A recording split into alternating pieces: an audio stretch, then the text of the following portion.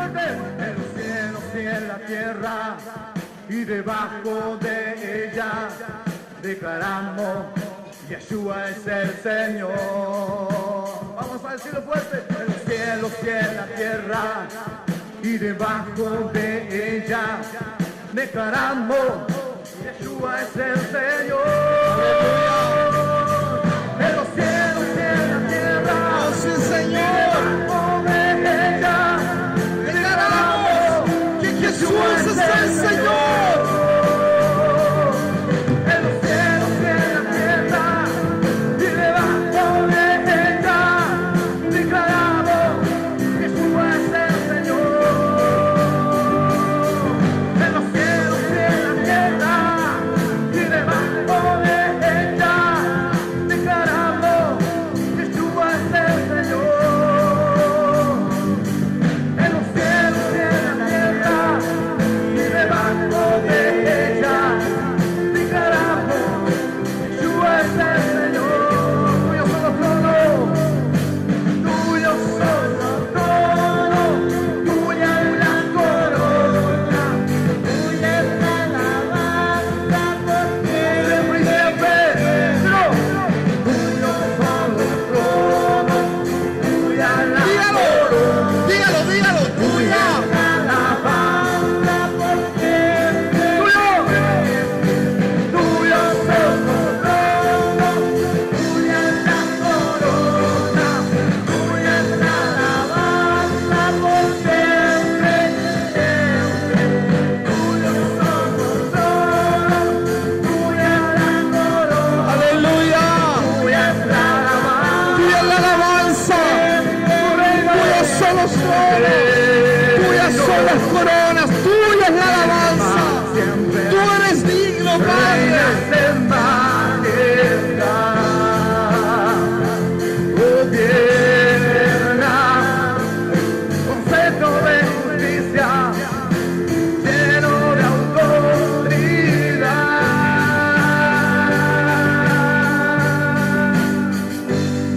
En los cielos y en la tierra y debajo de ella declaramos: Yeshua es el Señor. Levanta tus manos y dilo: en los cielos y en la tierra y debajo de ella declaramos: Yeshua es el Señor. Aleluya. Eres el Kyrios. Sí, Señor. En los cielos y en la tierra y debajo de ella declaramos: Yeshua es el Señor. En los cielos y en la tierra y debajo de ella declaramos: Yeshua es el Señor. En los cielos y en la tierra y debajo de ella declaramos: Yeshua es el Señor. En los cielos y en la tierra y debajo de ella declaramos: Yeshua es el Señor.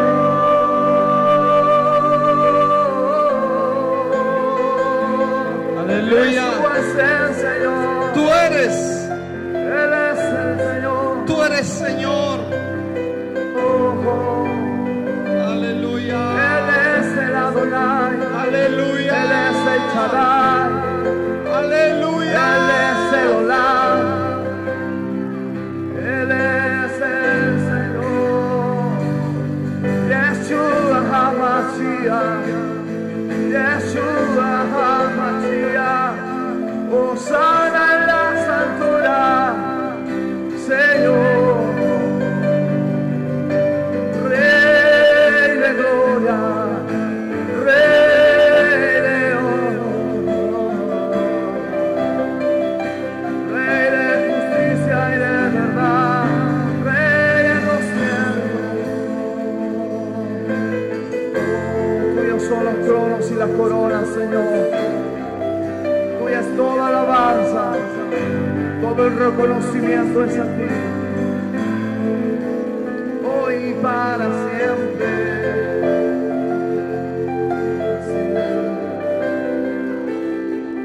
Aleluya. Denle un aplauso al Señor. Denle un aplauso fuerte. Él es Señor de señores, Rey de reyes. Aleluya. De Él, ¿verdad?, son los tronos. Qué linda alabanza. De Él son las coronas. De Él es todo. Amén. Todo de Él, absolutamente todo. Nada es nuestro. Ni nuestros mayores logros, amén, son nuestros, son de Él, amén. Hoy es como extraño, ¿verdad? Parece domingo, pero no lo es. Es jueves y damos gracias al Señor de poder estar juntos, compartir la palabra y poder ser edificados sobre la palabra, amén.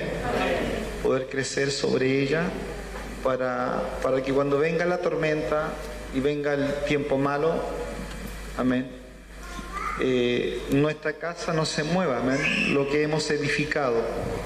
La Biblia dice que seremos probados, amén, nuestra fe va a ser probada y la palabra debe sostenernos, a pesar de que no veamos con mucha claridad, debe sostenernos porque en un momento todo se despeja, amén. Estamos compartiendo sobre la gracia del Señor, un concepto y una definición que tantas veces es tan poco enseñada y a veces es tan mal enseñada o tan limitada, para ser más exacto, tan limitada, amén. Habíamos dicho hasta el cansancio ya que la gracia, ¿verdad?, se nos ha dado para poder servir a Dios por medio de ella. Sí, que Dios te salvó por gracia, pero no te dejó tirado ni tirada, sino que todo lo contrario, te tomó, te sacó para que precisamente ahora tú puedas vivir por el poder que la gracia te entrega, tú puedas vivir una vida hacia Dios en temor, en reverencia, amándole. Amén. Me duele todavía un poco la garganta, estuve enfermo.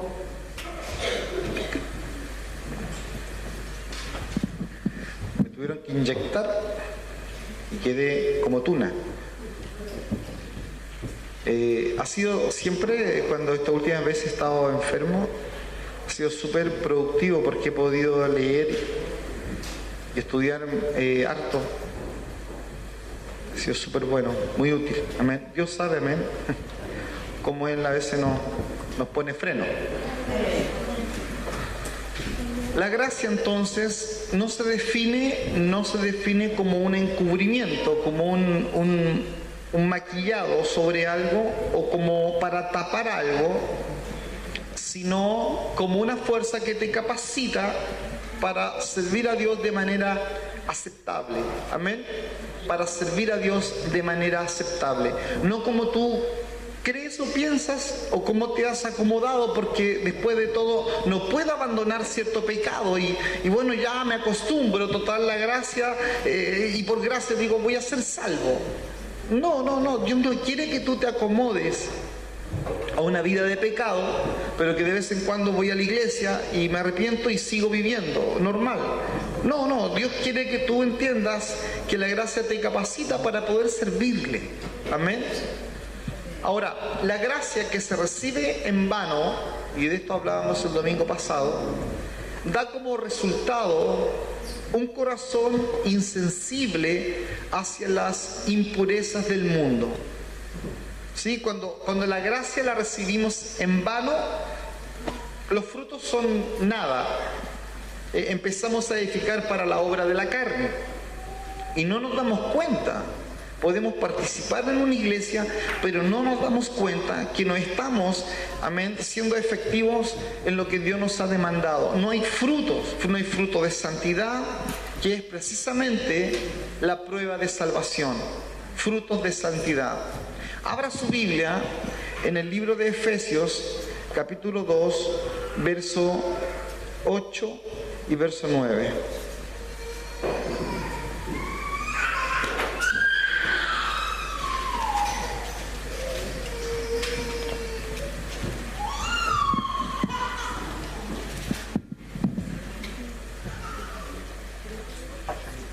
Efesios capítulo 2, verso 8 y 9. Hay algunas personas que podrían discutir la salvación y decir, wow, y entonces somos o podemos ser salvos por las obras que hacemos. Y Efesios capítulo 2 dice que por gracia somos salvos. Amén. Por medio de la fe, pues es don de Dios, no por nuestras obras. Amén.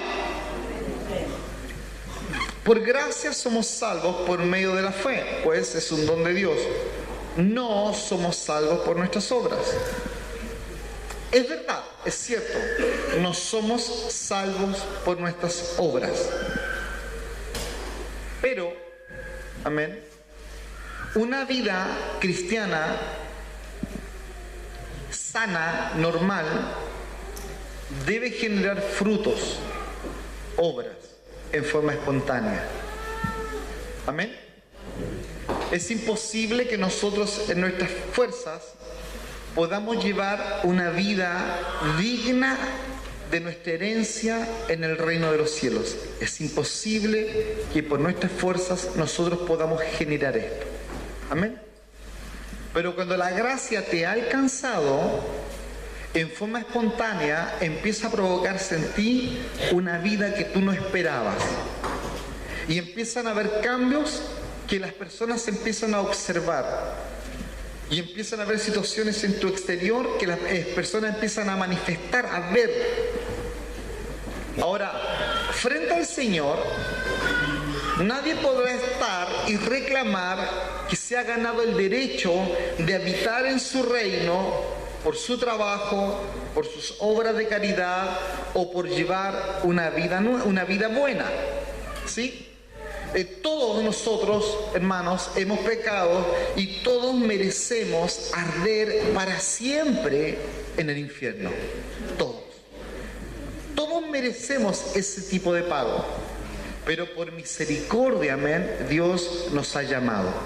No somos mejores que nuestros familiares que no conocen al Señor, que tus colegas que son mundanos. No somos mejores que nuestros vecinos que no conocen al Señor. Estamos en igual de condiciones con respecto a nuestro pecado que un día nos condenaba. Solamente que ahora el Señor nos ha llamado y hemos visto luz, y hemos sido traídos a salvación y hoy respondemos de otra manera, porque Él lo ha hecho en nosotros. Por lo tanto, la respuesta de Dios para nuestras deficiencias es precisamente el regalo de la salvación por medio de su obsequio, de su poderosa gracia. Amén. Un regalo es algo que no se puede ganar. Amén. Dice la palabra en Romanos 4:4, al que obra no se le cuenta el salario como gracia, sino como deuda. Al que obra no se le cuenta el salario como gracia, sino como deuda. Mire, usted no puede llevar una vida suficientemente buena como para merecer o comprar la gracia de Dios. No podemos hacer nuestro mayor esfuerzo, tener nuestra mejor vida, entre comillas, buena, pero eso no nos da merecimiento para que Él nos haga merecedores de su salvación. Podríamos tener una vida en sacrificio, obras de caridad, y sin embargo no podríamos alcanzar salvación si no fuera por la gracia. Amén. Decíamos, es un regalo que se recibe por medio de la fe en Cristo. A nosotros se nos ha sido dado esto como un regalo que no podríamos ganar, pero cuyo potencial debemos en obediencia utilizar. Debemos utilizar el potencial que tiene la gracia para poder vivir la vida que Dios te está demandando. Dios te demanda una vida justa, una vida en santidad, una vida donde tu temperamento, ¿cierto?, es corregido, es cambiado, tus pensamientos, tus palabras. Y de pronto el creyente se ve ahogado y dice que yo no puedo. Es cierto, tú no puedes. Pero en Cristo yo todo lo puedo. La declaración más básica y más clara de esta verdad es esto: yo no puedo, usted no puede. Pero Pablo dice, en Cristo sí, yo en Cristo todo lo puedo. Entonces debemos tener mucho cuidado cuando nosotros hablamos de ser salvos y alejarnos de las obras. Cuando decimos de mala forma, yo soy salvo no por obras, dice la Escritura, sino que este es un don, es un regalo de Dios, lo leímos. Y me alejo, ¿verdad?, de los cambios, me alejo de las señales que Dios me tocó, por lo tanto debo tener señales, me alejo de las obras. Debemos tener cuidado con eso, porque para eso Dios también tiene una respuesta. Deben haber obras, consecuencias de que yo tuve un encuentro con Él y tengo ahora comunión con Él.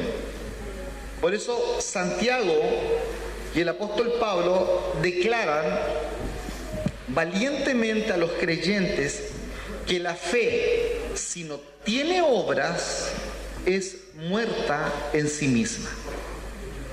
Amén. Si usted se llena la boca diciendo, no, yo soy salvo por obra, yo soy salvo por gracia, y usted no es capaz de perdonar, no es capaz de restaurar, si en ti no hay cambios evidentes de que algo ocurrió en forma interna, tu fe, dice, si tu fe, la que tú dices tener, no tiene obras, está muerta. Amén. Pero si yo, pastor, firmé el libro de membresía, dice alguien. Otro dice, pero si yo me bauticé. Oye, si yo voy a la iglesia. Oye, pero si yo leo la Biblia. Pero si yo me discipulo. Si la fe, lo que tú dices que haces, si la fe no tiene obras, está muerta en sí misma. Por lo tanto, la gracia sin las obras correspondientes no va a tener efecto alguno. Se ha recibido entonces la gracia en vano, vacíamente. ¿Qué sentido tiene decir que yo soy salvo por gracia si yo no tengo cambios? Ah, pastor, entonces voy a poner a tener cambios para que la gracia sea real. No es eso lo que Dios está diciendo. Lo que la palabra enseña de Génesis hasta Apocalipsis es que Dios con el hombre tiene una relación. Amén. Y los frutos de esa relación es una vida transformada. Dice Gálatas capítulo 5, dice que tenemos fruto del Espíritu. ¿Sí? Ahora, repito, la gracia sin las obras correspondientes, amén, no tiene ningún efecto. Se transforma en algo vano, algo vacío.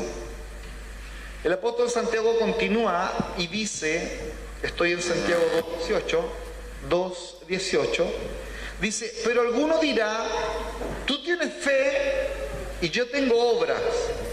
Muéstrame tu fe sin obras y yo te mostraré mi fe por mis obras. En esto hay un equilibrio perfecto. La fe, la verdadera fe, la señalan las que en forma espontánea, amén, provocan obras. Y las obras son la señal de que efectivamente yo vivo en la entonces de santidad. Es la evidencia de que una persona ha recibido el regalo de gracia divina por medio de la fe. En consecuencia, la gracia lo que hace es impartir, escucha bien, el deseo y la capacidad de obedecer. ¿Cuántos tienen deseo de obedecer? Todos, ¿verdad? Levanten su mano. Tenemos deseo de obedecer. ¿Cómo queda usted cuando usted no obedece y es consciente de que no obedeció?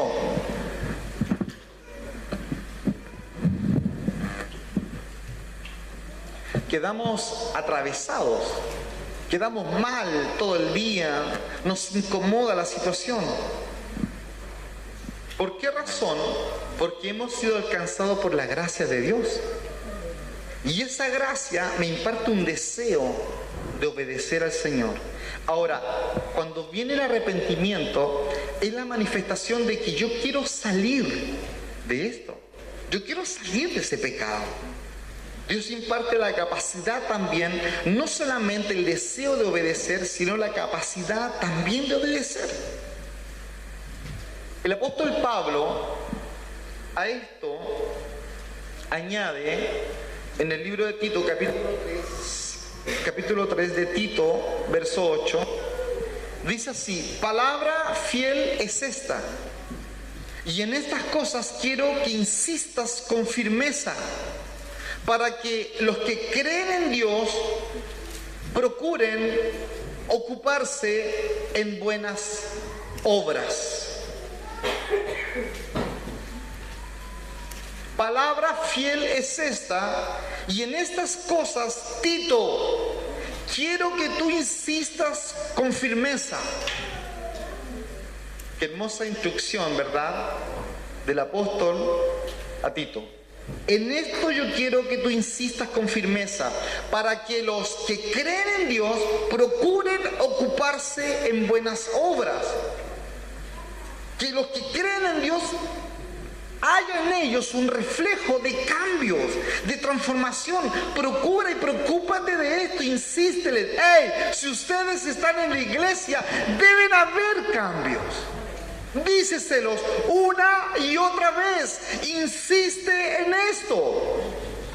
Y no son cambios forzados. Voy a pedir perdón porque resulta que tengo que ser cristiano. No, hay algo que es más fuerte que eso. Y es que la relación con Dios me incomoda tanto, lo que tengo con mi hermana, lo que tengo con mi hermano, que Dios me está redarguyendo.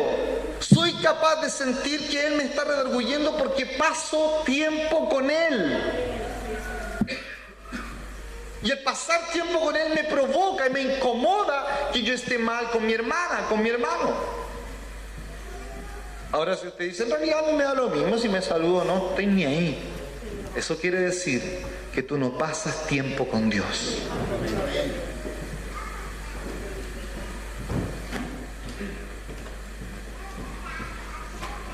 Palabra, Tito, palabra fiel es esta. Y quiero que insistas con firmeza. Si a alguien le molesta a Tito lo que tú vas a decir y se va, que se vaya, dice. Pero insiste con firmeza para que los que creen en Dios procuren ocuparse en buenas obras. Que haya en ellos una vida de santificación manifestada exteriormente, no forzada como una religión, sino producto de la relación que tenemos con nuestro Dios. Ahora, Santiago capítulo 2, verso 24, resalta lo siguiente. Búsquelo, Santiago 2, 24.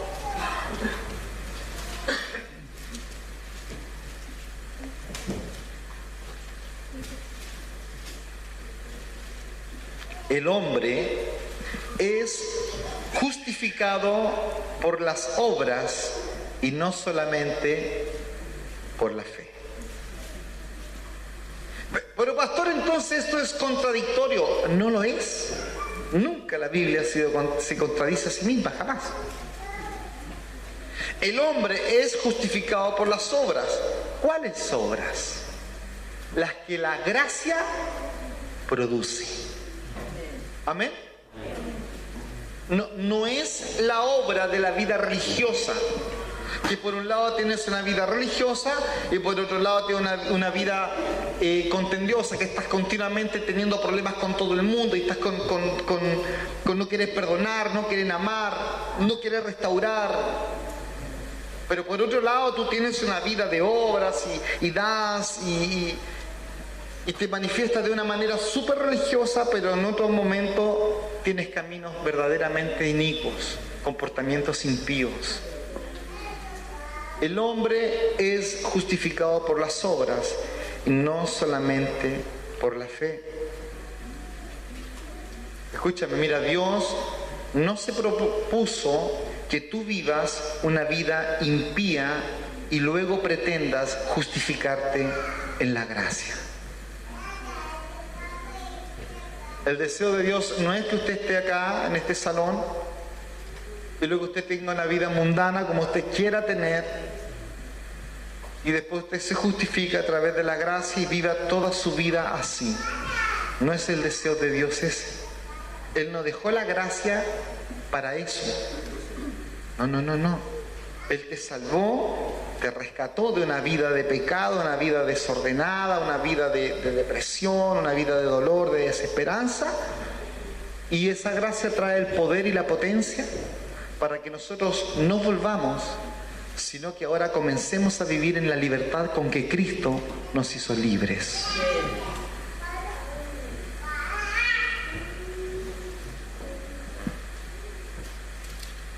Yo conozco tus obras.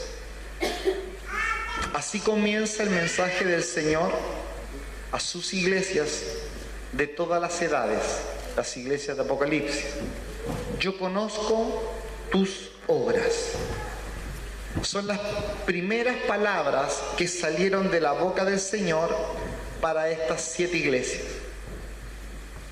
Yo conozco tus obras. ¿Cuánto es que nosotros nos hemos alejado de lo que Dios recalca y está buscando en nosotros? Él no dijo, yo conozco sus corazones. Él dice, yo conozco tus obras. Yo sé perfectamente lo que tú estás mostrando en forma exterior. Yo lo sé, dice.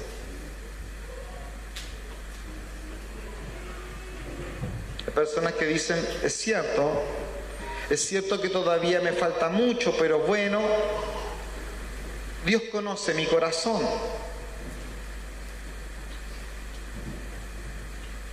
Cuando Cristo dirige estas cartas a las iglesias en Apocalipsis, lo primero que les dice, yo conozco tus frutos, tus obras, lo que tú estás haciendo en forma exterior.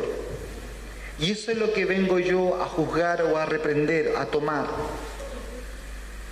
Nosotros debemos examinarnos y ver cómo son nuestras obras, cómo es mi comportamiento, mi vida cristiana, quién y cómo soy yo como creyente. Porque debemos nosotros permitir que la gracia de Dios produzca en nosotros la santidad que Dios desea. Mire, la Biblia dice, sin santidad nadie verá al Señor. Yo no puedo producir esa santidad. Esa santidad la produce la gracia de Dios en mí.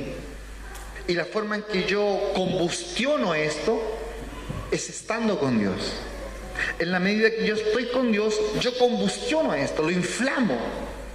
En la medida que yo estoy en la iglesia, en la medida que yo estudio la Escritura, en la medida que yo adoro, en la medida que yo danzo, en la medida que yo estoy en los negocios del Señor, yo combustiono esto.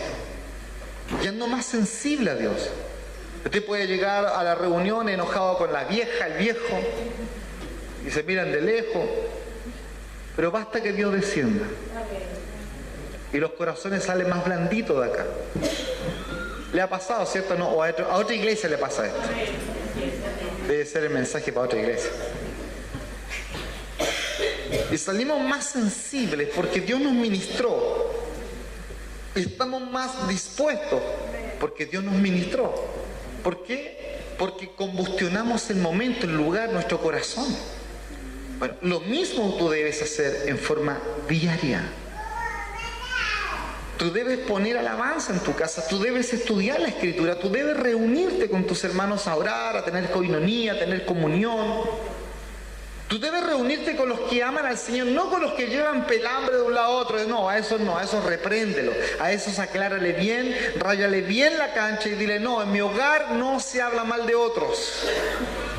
Pero tienes que reunirte con los que aman al Señor porque eso combustiona tu corazón, lo inflama hacia Dios. Y la gracia tiene poder y tú andas sensible y lo que ibas a hacer, dices, no voy a hacer eso y sientes al Señor, los hermanos se acaban de ir de tu casa y tú sientes al Señor y mañana tengo discipulado, pasado tenemos culto el jueves, vamos después el viernes a visitar a alguien o me voy a juntar con un hermano, porque estás continuamente estando en las cosas del Señor.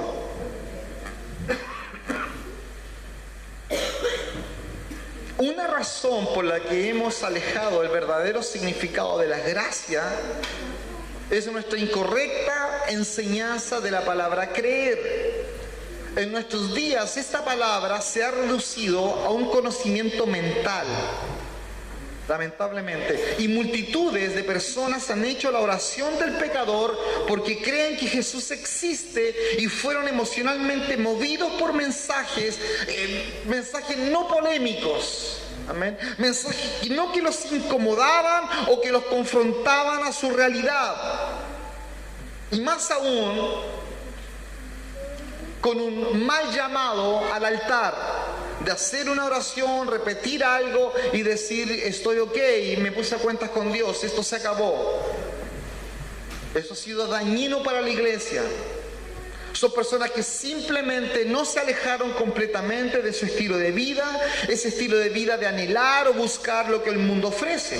Continuaron viviendo para sí mismos, confiando en una salvación intelectual o emocional que no es verdadera. ¿Por qué razón? Porque no basta decir, sí, la Biblia dice, Jesús es el Señor. Si confesares con tu boca que Jesús es el Señor y creyeres en tu corazón que Dios le levantó de los muertos, serás salvo. Y usted le dice a alguien, diga conmigo la oración del pecador, Señor, perdóname, creo en mi corazón que Dios te levantó de los muertos, que tú eres el Señor. Amén. Usted es salvo, hermano. Eso se ha hecho por muchos años. Y eso trae un daño terrible a la iglesia. Porque las iglesias se han llenado y se han amontonado de personas dentro de la iglesia que no son salvos. Y ellos creen que son salvos, pero no lo son. Creer significa en la Biblia no solo reconocer la existencia de Jesús, sino que creer también significa obedecer su voluntad y obedecer su palabra. Cristo, Él, al estar lleno de gracia, al padecer, Él pudo aprender a obedecer. Le voy a leer Hebreos capítulo 5, versos 8, 9 y 10. Dice así: y aunque era hijo, por lo que padeció, aprendió la obediencia. Y habiendo sido perfeccionado, vino a ser autor de eterna salvación para todos los que le obedecen. Y fue declarado por Dios sumo sacerdote según el orden de Melquisedec. Y aunque era hijo, por lo que padeció, aprendió la obediencia. Y habiendo sido perfeccionado, vino a ser autor de eterna salvación para todos los que le obedecen. Aleluya. No basta creer que Él es el Señor, no basta creer que el Padre le levantó de entre los muertos, no basta creer que la creación la hizo Dios, no basta creer. La Biblia dice que hasta los demonios creen que Jesús es el Señor, así dice la Escritura. Hasta los demonios creen que Jesús es el Señor. La salvación no va de la mano solamente de creer, tú tienes que obedecer. Mire, veamos a Abraham, nuestro padre, con respecto al comportamiento, amén. Él dejó familia, amigos, dejó nación, después ofreció lo que para él era lo más precioso, su hijo. Amén. Nada en absoluto, ni siquiera su hijo, significaba más para él que el obedecer. Esa es verdadera fe, llena de obras como frutos. Por eso en la Escritura se le honra como padre de nuestro comportamiento. Dice la palabra que respondieron y le dijeron, nuestro padre, le dijeron a Cristo, es Abraham. Jesús le dijo, si fueseis hijos de Abraham, las obras de Abraham haríais, no solamente la fe. Si tú fueras hijo de Abraham, le dice el Señor, las obras de Abraham haríais. Tú creerías en aquel que te está hablando, pero por cuanto tú no crees, tú no eres hijo de Abraham. Las evidencias, aleluya, las evidencias manifiestan exactamente con quien nosotros hemos estado. Las evidencias. Usted se ha dado cuenta cómo los niños cambian o los jóvenes cambian conforme con quien se reúnen o se juntan. Ellos van tomando modismos, formas, palabras, y evidencia eso la persona que ha estado con ellos. Por eso para nosotros es tan importante, para nosotros, rodearnos de personas que aman al Señor. Claro, y si te rodeas de personas que no aman al Señor, ya sea por trabajo, por tu familia, bueno, cuando esté la oportunidad de hablarles del Señor, les hablarás, sin duda. Pero cuando nosotros nos toca escoger con quién estar, con quién reunirme, nosotros debemos priorizar, reunirnos, juntarnos, pasar tiempo con los que aman al Señor. Sin duda alguna. Porque esto edifica, porque esto mantiene tu fe prendida, tomado del Señor. Por eso el cambio, la transformación externa es fundamental. Lo que hoy precisamente falta, la ausencia de cambios externos hoy en las iglesias. Personas que por años han ido a la iglesia y creen que porque por años han ido a la iglesia son sencillamente cristianos. Otros porque van a la iglesia creen que lo son. Usted mete una bicicleta a un taller mecánico y usted saca una bicicleta, no saca un auto. Lo mismo acá, tú te metes a una iglesia, sales, el entrar a la iglesia no te hace cristiano. El solo hecho de que usted diga que tiene fe no prueba su salvación. No la prueba. Por lo tanto, necesitamos que Dios haga en nosotros cambios externos. ¿Cuántos lo creen? Que Dios en nosotros provoque cambios externos. ¿Cómo es que pueda ser verdadera la fe sin las correspondientes acciones de obediencia, las cuales producen verdadera santidad? No todo el que me dice Señor, Señor, será salvo. No conocemos nosotros al verdadero creyente por lo que confiesa, sino por sus obras como frutos de su fe. Como frutos de su fe. Así como Cristo conoce también a su verdadera iglesia. Vamos a leer Romanos, capítulo 6. Verso 22.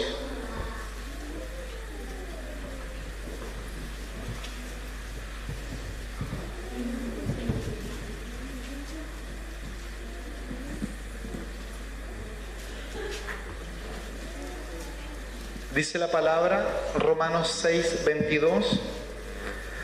Y hechos siervos de Dios, tenéis por vuestro fruto la santificación y como fin la vida eterna. Amén. ¿Cristo conoce a su verdadera iglesia? Por supuesto. Yo hace un tiempo le decía a unos hermanos, no de nuestra iglesia, les decía, la verdadera iglesia está adentro de la iglesia. La verdadera iglesia está dentro de la iglesia. Dios conoce. Dios te conoce. Dios conoce tu corazón. Mas ahora que habéis sido libertados del pecado y hechos esclavos de Dios, siervos, esclavos de Dios, tenéis por vuestro fruto la santificación. Y el fin de la santificación, dice la Escritura, es la vida eterna. Amén. Jesús aclara esto al decir en el libro de Mateo, capítulo 7, versos 20 al 21, por sus frutos los conoceréis. No todo el que me dice, Señor, Señor, entrará en el reino de los cielos, sino el que hace la voluntad de mi Padre que está en los cielos. ¿Quién va a entrar? El que hace la voluntad de mi Padre, aquel que manifieste exteriormente cambios, aquel que manifiesta que lo que se produjo en forma interna trajo consecuencias externas. No todo el que me dice, Señor, Señor, entrará en el reino de los cielos, sino el que hace la voluntad de mi Padre que está en los cielos. Corintios capítulo 8, 1 Corintios capítulo 8, verso 3 dice, si alguno ama a Dios, es conocido por Él. Él te conoce. Nosotros podemos engañar al hermano que está sentado al lado mío, el que está atrás, al pastor. Yo le puedo engañar a usted, pero a Dios no podemos engañarle. Mire, la palabra que se usa acá, la palabra conocido, si alguno ama a Dios es conocido por Él. La palabra conocido que aquí se usa es la misma expresión griega en la palabra ginosko. Dios conoce íntimamente a quienes lo aman.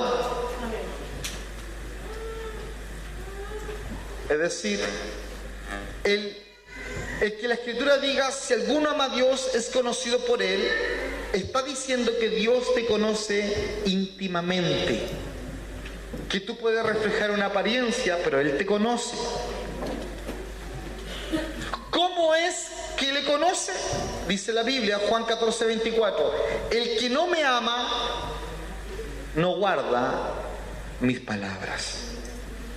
La verdadera evidencia de amor por Jesús no es lo que se dice, sino lo que se ve.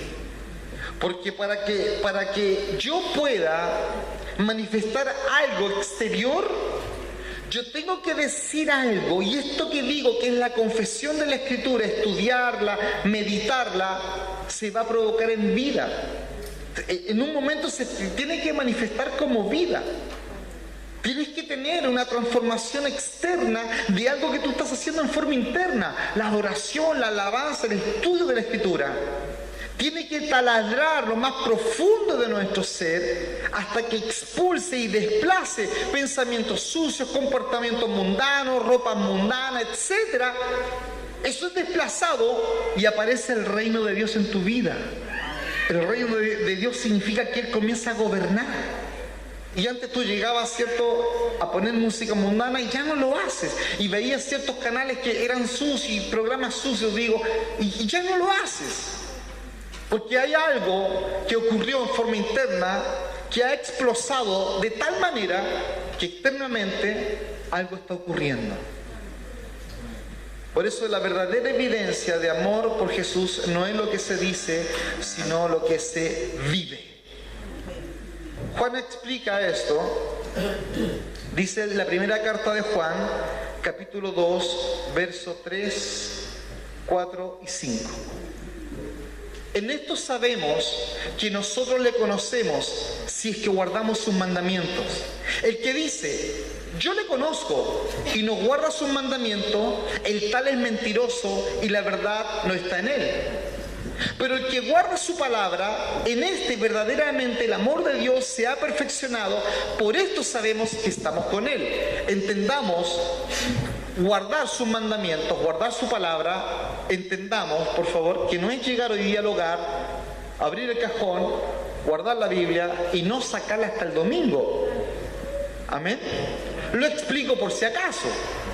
Guardarla no es guardarla, esconderla. Guardarla es atesorarla en mi corazón. Si yo atesoro la Escritura en mi vida, esta tarde que temprano provocará una vida externa, manifestará frutos. La pregunta del Señor en Lucas 6:46, ¿por qué me llamáis Señor, Señor y no hacéis lo que yo os digo? Es lo mismo que hoy le está preguntando a la iglesia. Él está explicando que muchos lo confesarán como Señor, pero Él para ellos no es su autoridad suprema. Usted que estudió Jesús es el Señor o que está estudiando Jesús es el Señor, va a llegar a un punto del estudio donde dice que hay muchos cristianos, amén, que vive la vida como si quien les reinara, ¿verdad?, fuera algo así como quien reina en Inglaterra. En Inglaterra hay una reina, pero no gobierna sobre nada ni nadie, porque ahí manda el primer ministro. Hay personas que viven así, viven como si quien les gobernara fuera un rey que no gobierna. Y la pregunta es, ¿quién es el primer ministro aquí? El que está mirándose al espejo. Ese se manda por sí mismo, ese dice, no voy a ir a la iglesia. Voy a llegar más tarde. No, el domingo voy a ir. Y después llega el domingo y dice, oh Señor, sobre todo trono, y los tronos son tuyos, las coronas son tuyas, los reinos son tuyos. El tiempo no, el tiempo es mío. Ellos confiesan que Jesús es el Señor y Él le responde, ¿por qué me dices Señor, Señor? ¿Por qué me dices Kyrios, dueño, amo absoluto de todas las cosas? ¿Por qué me llamas así y no haces lo que yo te digo? Son esas personas que acomodan su vida, su servicio a Dios conforme a su horario y conforme a su agenda. Ellos no permiten, ¿cierto?, que Dios les desordene lo que ellos ya tienen ordenado, no. Y son los mismos que pide el Señor, trae un avivamiento. Y creen que el avivamiento va a estar sujeto a sus horarios. Y creen que el avivamiento va a empezar a las 19:30 horas el jueves y va a terminar a las 22:30. Creen que el avivamiento que Dios trae está sujeto a su agenda. No. Cuando Dios viene, Él viene como río. Él arrasa con todo. Él viene sobre tu tiempo, Él viene sobre tu corazón, Él viene sobre tu economía, Él viene sobre tus valores, Él viene sobre la filosofía de vida que llevas, Él viene sobre tus hijos, sobre tu hogar. No es que tú le des un espacio a Dios. Estas personas confiesan que Él es el Señor, pero se comportan de otra manera. El problema es que estas personas no han sido confrontadas a la verdad a través de mensajes livianos, a través de mensajes que no les confrontan. El mensaje acentuado de estos son mensajes como, por ejemplo, vengan a Jesús y consigan salvación, paz, amor, alegría, prosperidad, éxito, salud y mucho más. Ven a Jesús. Ese es el mensaje que ellos escuchan. Y es cierto, Jesús es el cumplimiento de todas esas promesas. Pero se ha hecho tanto hincapié en los beneficios que el evangelio puro se ha venido a reducir ahora a una respuesta de los problemas de la vida seguida de una garantía de salvación. La garantía de salvación ha venido a ser lo segundo, tercer, cuarto plano, y lo primero ha venido a ser la respuesta a la vida, a lo social, al corazón. no tengo una casita, pero Dios te va a prosperar, Dios te va a abrir esa puerta y te va a dar un trabajo, un subsidio, Dios te va a dar un novio, Dios te va a dar estudios. Y se ofrece el Señor de una manera que la persona queda capturada del beneficio y no de aquel que le está beneficiando. Esta clase de predicación solo atrae a pecadores no arrepentidos.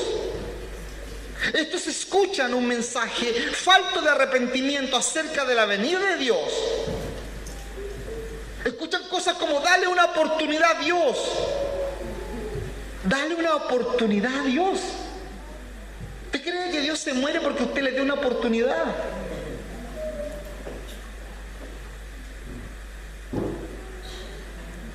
Encontré al Señor. ¿Usted cree que Dios andaba perdido? ¿Quién andaba perdido? El Arturo andaba perdido. El Marco. La Paxi. Él te encontró. Tú estabas perdido. Él no estaba perdido. Él no era un viejito que se arrancó al hospital y tiene Alzheimer y anda en la plaza. Anda perdido, hay que ayudarlo. Dios no está así. Dios no necesita tu ayuda. Tú necesitas ayuda. Él no necesita ser encontrado. Tú necesitas ser encontrado. Estos mensajes livianos. Él te dará amor. Él te dará paz. Él te dará alegría. Cuando hacemos esto, pasamos por alto el arrepentimiento con el fin de ganar, entre comillas, a un convertido. Entre comillas, un convertido. Los convertidos se unen a la iglesia. Pero ¿de qué clase son? ¿Cómo los mantenemos? Si el novio no apareció, si la puerta que prometiste que se iba a abrir de trabajo no se abrió.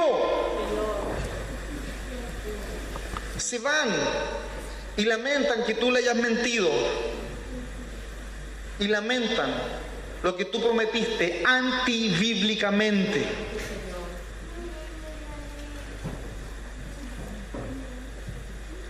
Se distorsiona la salvación, se distorsiona la gracia. Y Cristo, créame, Mateo 23:15 lo muestra, confrontó a los ministerios de su época. Él les dice: ay de vosotros, escribas y fariseos hipócritas, porque recorreréis mar y tierra para hacer un prosélito, a un seguidor. Tú vas a recorrer mar y tierra por hacer a un seguidor, y una vez hecho este seguidor, le vas a hacer 2 veces más hijo del infierno que ustedes. Ay de vosotros que recorren mar, tierra, cielos, por buscar a un seguidor. Ay de ustedes, hipócritas y fariseos, que enseñan mal el mensaje. Ay de ustedes, porque a ese ustedes lo hacen doblemente más condenado aún. Debemos tener mucho cuidado en cómo nosotros mostramos el Evangelio. Por eso tú debes estudiar.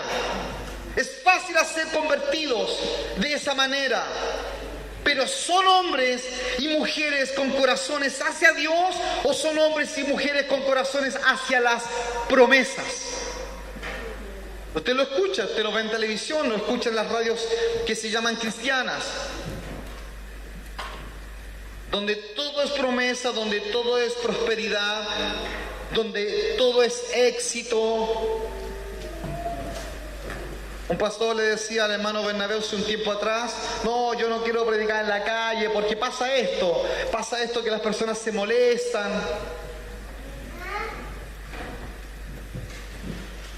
Si alguien no se molesta cuando prediquemos el Evangelio, debemos preocuparnos.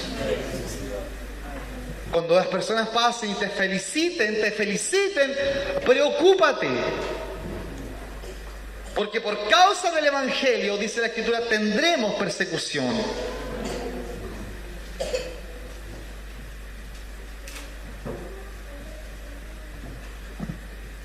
El Señor le aclaró esto a las multitudes y les dijo: si alguno quiere venir en pos de mí, niéguese a sí mismo y tome su cruz y sígame. Siga mis pisadas. siga mis enseñanzas. Porque todo el que quiera salvar su vida la perderá, y todo el que pierda su vida por causa de mí y del Evangelio la salvará. Marcos 8, 34, 35. Por eso todo lo que usted debe hacer para perder su vida es querer salvarla. Y todo lo que usted tiene que hacer para querer salvar su vida es desear perderla por causa de Él. En esta frase, Él no dijo todo el que quiera perder su vida por mí. Él no dijo solamente eso. Poderoso, Santo Dios,